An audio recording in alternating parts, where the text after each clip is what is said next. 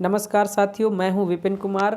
आज आप लोगों के बीच उपस्थित हूं पर्यावरण के 50 मोस्ट इम्पॉर्टेंट प्रश्नों के साथ।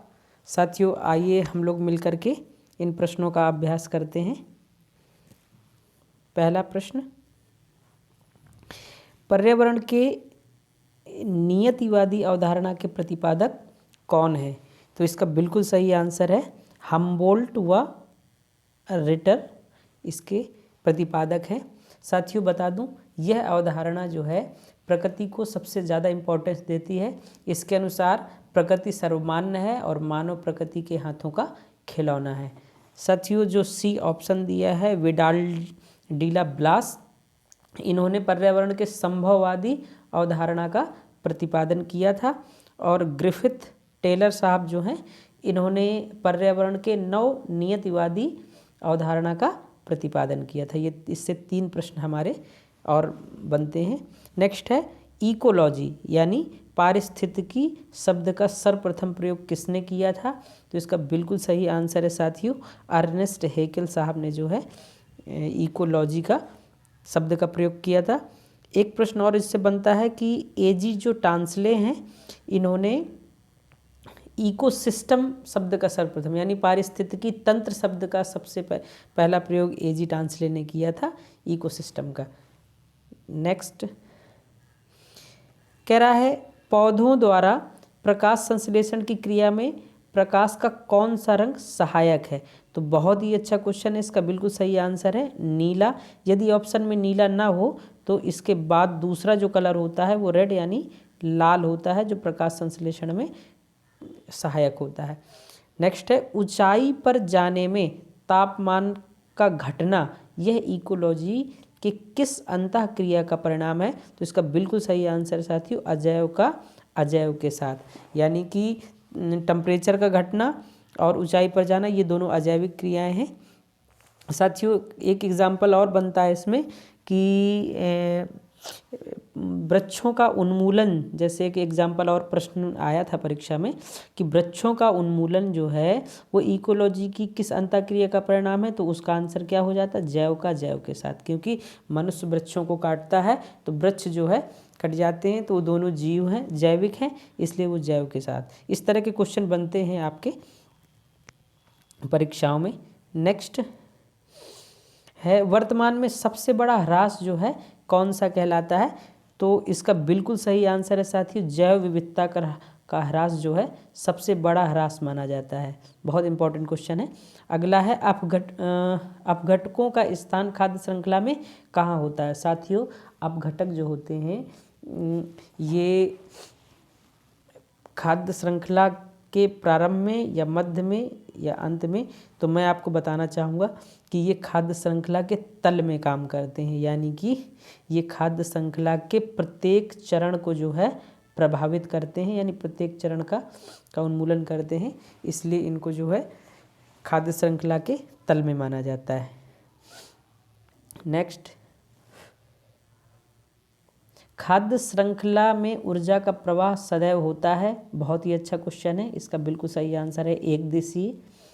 दूसरा, खाद्य श्रृंखला के प्रत्येक चरण में ऊर्जा का ह्रास जो है वो कितना हो जाता है? तो साथियों इसका आंसर है 90%, यानी कि 10% ऊर्जा ही आगे बढ़ पाती है हमारी, 90% ऊर्जा का ह्रास हो जाता है। यानी अगर यहाँ ऊर्जा पहले तल में 100 है तो अगले उसमें जो है 10 रह जाएगी, फिर अगले उसमें 1 हो जाएगी साथियों। ठीक, इस तरीके से 90% ऊर्जा का ह्रास हो जाता है। नेक्स्ट क्वेश्चन कि किसी भी पारिस्थितिकी तंत्र में ऊर्जा का पिरामिड सदैव होता है। साथियों, ऊर्जा का पिरामिड सदैव ऐसा बनता है चाहे कोई भी पारिस्थितिकी तंत्र हो, यानी इसका बिल्कुल सही आंसर हो जाएगा सीधा बनता है ये। नेक्स्ट क्वेश्चन है सर्वाधिक प्रदूषणकारी गैस कौन सी मानी जाती है? तो सबसे ज़्यादा प्रदूषणकारी गैस साथियों मानी जाती है कार्बन मोनोऑक्साइड। नेक्स्ट कह रहा है किस गैस को दम घोटू गैस की संज्ञा दी जाती है? साथियों, तो इसका भी बिल्कुल सही आंसर है हमारा कार्बन मोनोऑक्साइड। साथियों क्यों, मैं बता दूं, क्योंकि कार्बन मोनोऑक्साइड जो है रक्त में मिलकर हीमोग्लोबिन की ऑक्सीजन वहन क्षमता को बिल्कुल कम कर देता है, जिससे मनुष्य का दम घुटने लगता है और उसकी मृत्यु हो जाती है। इसीलिए इस गैस को जो है हम दम घुटू गैस के नाम से भी जानते हैं। पेट्रोल से चलने वाले वाहनों में मुख्यतः कौन सी गैस निकलती है साथियों, यहाँ पर हमें ध्यान देना, पेट्रोल से चलने वाले वाहनों में इसका बिल्कुल सही आंसर है कार्बन मोनोऑक्साइड जो है पेट्रोल चलित वाहनों से निकलती है। नेक्स्ट, डीजल द्वारा चलने वाले वाहनों में से कौन सी गैस निकलती है, तो इसका बिल्कुल सही आंसर हो जाएगा साथियों sulphur dioxide, SO2, sulphur dioxide. Next question है हमारा, सिगरेट के धुएं से कौन सी हानिकारक गैस निकलती है, तो इसका बिल्कुल सही आंसर है कार्बन मोनोऑक्साइड और बेंजीन जो है सिगरेट के धुएं से निकलती है। साथियों आप लोगों से एक निवेदन है कि मेरे इस YouTube चैनल को तुरंत सब्सक्राइब करें, ताकि मैं इसी प्रकार की इम्पोर्टेंट वीडियो जब भी आप लोगों के लिए लेकर के आऊँ तो सीधे वो आप तक पहुँच जाएँ। और दूसरी बात कि अगर आपको लगता है कि इस तरह की वीडियो किसी और भी आपके साथी के लिए ज़रूरी है तो उसे ज़रूर शेयर करें साथियों। नेक्स्ट क्वेश्चन है हमारा, हाल ही में चर्चा में रहा शब्द BS6 में BS का क्या अर्थ है, तो साथियों बिल्कुल सही आंसर है ये भारत स्टेज। नेक्स्ट है, भारत में एयर पॉल्यूशन प्रिवेंशन एक्ट कब लाया गया था, तो इसका बिल्कुल सही आंसर है साथियों 1981 में जो है ये एक्ट लाया गया था, और इसमें संशोधन हमारा 1988 में इसका संशोधन हुआ था साथियों, ध्यान रखिएगा। 17 क्वेश्चन, निम्न में से कौन सी गैस प्रदूषणकारी नहीं होती है, साथियों प्रदूषणकारी गैस जो नहीं होती है तो वो है हमारी कार्बन डाइऑक्साइड गैस जो हमारी प्रदूषणकारी नहीं होती है, क्योंकि यह जो है एक ग्रीन हाउस गैस होती है जिसका काम होता है टेम्परेचर को बढ़ाना, यानी तापमान में वृद्धि करना। यह गैस जो है प्रकाश संश्लेषण की क्रिया में भाग लेती है, इसलिए ये गैस हमारे लिए बहुत इम्पॉर्टेंट है।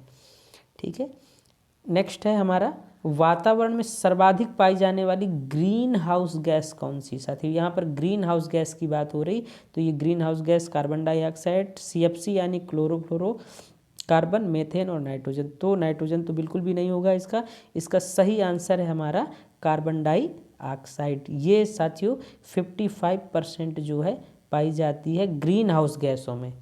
बात यहाँ ग्रीन हाउस गैसों की हो रही, ग्रीन हाउस गैसों का जो एवरेज है उसमें से 55% पाई जाती है। इसके बाद क्लोरोफ्लोरोकार्बन ये पाई जाती है 24%, और मेथेन जो है ये पाई जाती है 15% साथियों। ठीक, नेक्स्ट क्वेश्चन है हमारा 19, ये कह रहा है कि मथुरा तेल शोधनशाला में से कौन सी गैस निकलने से ताजमहल के रंग में परिवर्तन देखा जा रहा है, तो साथियों इसका बिल्कुल सही आंसर है सल्फर डाइऑक्साइड जो है, क्योंकि सल्फर डाइऑक्साइड जो है डीजल चलित वाहनों से भी निकलती है, ताप विद्युत ग्रहों से निकलती है, तेल शोधनशालाओं से भी निकलती है, इसलिए साथियों बिल्कुल सही आंसर है। नेक्स्ट है, किस गैस को क्रैकिंग गैस के नाम से जाना जाता है, तो इसका भी ये साथियों बहुत इंपॉर्टेंट क्वेश्चन है, कई बार परीक्षा में ये पूछा गया है। इसका बिल्कुल सही आंसर है आपका सल्फर डाइऑक्साइड। नेक्स्ट, लाइकेन को किस गैस के उत्सर्जन का सूचक माना जाता है साथियों, तो लाइकेन क्या होता है मैं आपको बता दूं, छोटी छोटी पत्तियों वाली एक मखमल की तरह की वनस्पति होती है साथियों, और ये सल्फर डाइऑक्साइड के निकलने से ये नष्ट हो जाती है। तो जहाँ पर ये नष्ट होने लगती है तो माना जाता है कि ये जो है यहाँ पर सल्फर डाइऑक्साइड गैस SO2 निकलती है, तो इसका बिल्कुल सही आंसर हो जाएगा सल्फर डाइऑक्साइड गैस के उत्सर्जन का सूचक माना जाता है।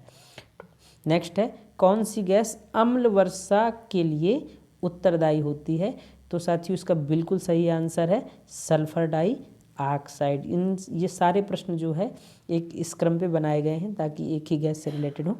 सल्फर डाइऑक्साइड क्यों साथियों बता दूं, क्योंकि सल्फर डाइऑक्साइड वातावरण में नमी के साथ क्रिया करके सल्फ्यूरिक अम्ल यानी H2SO4 बना लेती है, जो अम्ल वर्षा के लिए उत्तरदायी होता है। नेक्स्ट, फ्रिज व एसी से कौन सी प्रदूषित गैस निकलती है साथियों? तो इसका बिल्कुल सही आंसर है क्लोरोफ्लोरोकार्बन, ये जो है CFC हमारी निकलती है। नेक्स्ट है, कौन सी गैस ओजोन परत के क्षरण के लिए उत्तरदायी होती है? तो इसका बिल्कुल सही आंसर है क्लोरोफ्लोरोकार्बन। नेक्स्ट, किस गैस को लाफिंग गैस के नाम से जाना जाता है साथियों? तो इसका बिल्कुल सही आंसर है नाइट्रस ऑक्साइड्स। ठीक है, नाइट्रस ऑक्साइड ये नहीं। ठीक है, कौन सी गैस जेट विमानों से निकलकर ओजोन परत का क्षरण करती है?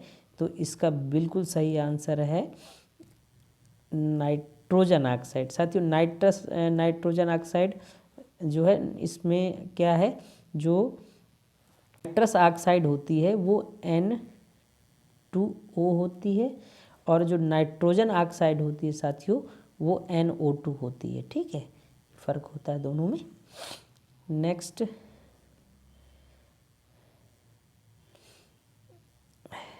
जुगाली करने वाले पशुओं के मुख से कौन सी गैस निकलती है? मोस्ट इंपॉर्टेंट प्रश्नों में से है, कई बार परीक्षा में पूछा गया, तो इसका बिल्कुल सही आंसर है हमारा मेथेन। अच्छा, एक चीज़ और बता दूं साथियों, मेथेन गैस जो है धान के खेतों से निकलती है और कोयले की खदानों से निकलती है और आर्द्र भूमि से भी ये गैस निकलती है। किस गैस के अधिक सांद्रण से वायुमंडल में जलवाष्प की मात्रा बढ़ जाती है? तो इसका बिल्कुल सही आंसर है साथियों मेथेन गैस को। इसीलिए जो है, क्योंकि जब ये गैस बनती है तो वायुमंडल में जलवाष्प की मात्रा बढ़ जाती है, जिससे जो है टेम्परेचर बढ़ने लगता है। इसीलिए जो है इसको हम लोग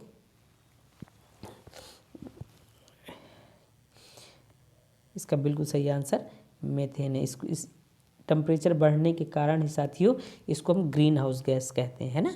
नेक्स्ट कह रहा है, ये थोड़ा सा कट गया है साथियों, अब दिख रहा होगा आपको।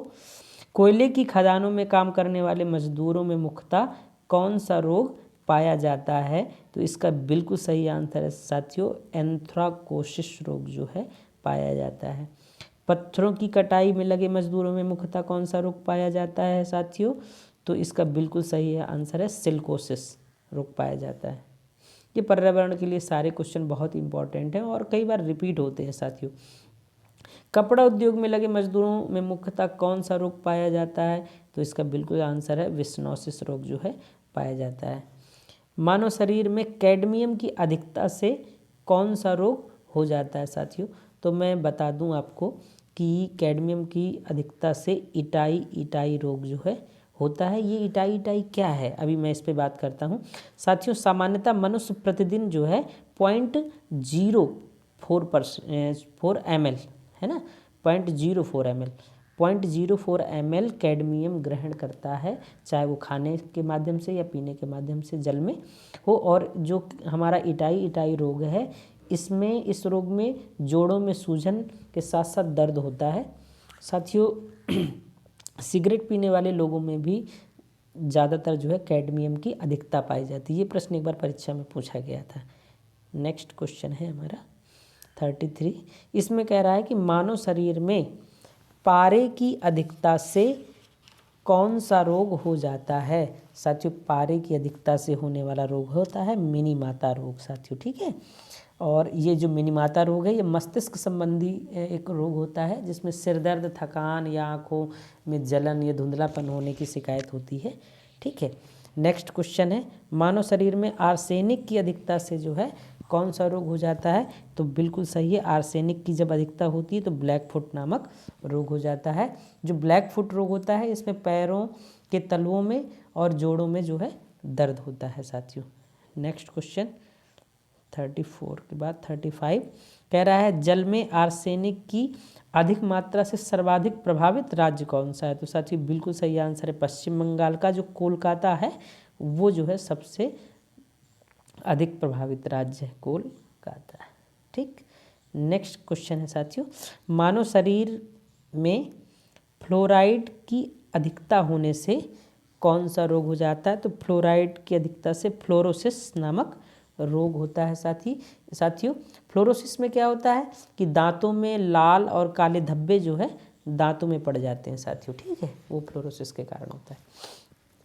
नेक्स्ट क्वेश्चन 37 कह रहा है मानव शरीर में नाइट्रेट की अधिकता से जो है कौन सा रोग हो जाता है? तो इसका बिल्कुल सही आंसर है साथियों, ब्लू बेबी सिंड्रोम रोग होता है हमारे नाइट्रेट की अधिकता से। मैं बता दूं आपको, नाइट्रेट जो है ऑक्सीजन के साथ क्रिया करके मीथेमोग्लोबिन बना लेता है साथियों, जो शरीर में ऑक्सीजन की मात्रा को कम कर देता है। ठीक है, इसीलिए शरीर नीला पड़ने लगता है, तो इसीलिए इसे ब्लू बेबी सिंड्रोम के नाम से जाना जाता है। नेक्स्ट है ध्वनि प्रदूषण के कारण होता है, क्या होता है?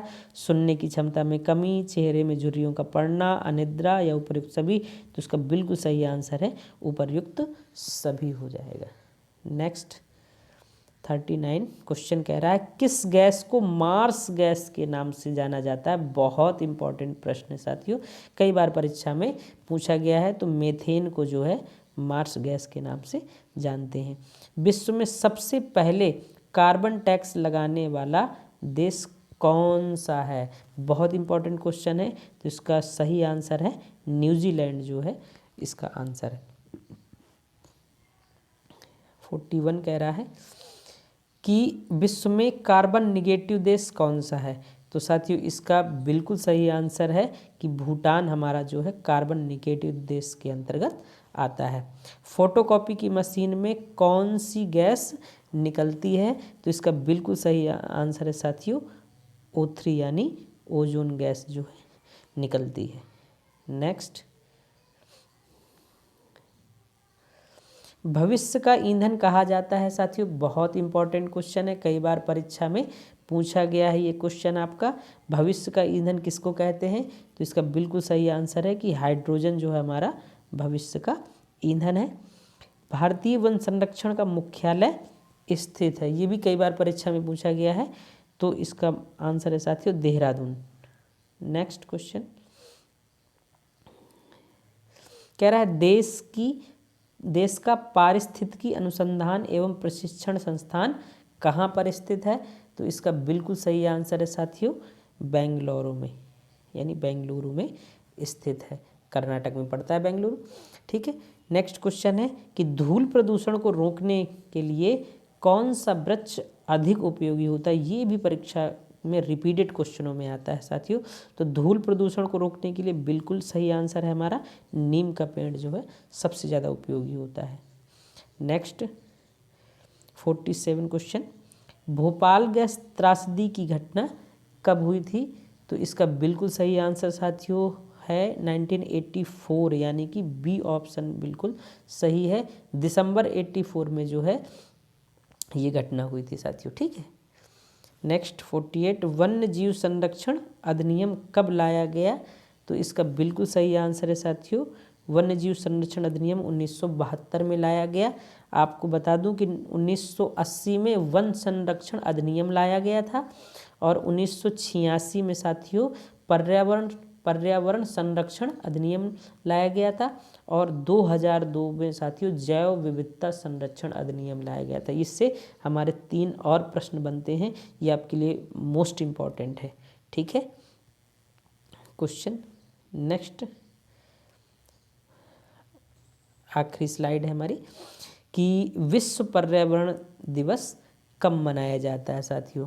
तो इसका बिल्कुल सही आंसर है विश्व पर्यावरण दिवस। ये पर्यावरण दिवस हमारा 5 जून को मनाया जाता है। और इसके सारे ऑप्शन इंपॉर्टेंट है साथियों। 21 मार्च के दिन जो है वन दिवस मनाया जाता है, 22 मार्च को जो है जल दिवस मनाया जाता है और 22 अप्रैल को साथियों जो है पृथ्वी दिवस मनाया जाता है। तीनों बहुत इंपॉर्टेंट क्वेश्चन है आपके लिए। नेक्स्ट है जैव विविधता दिवस कब मनाया जाता है?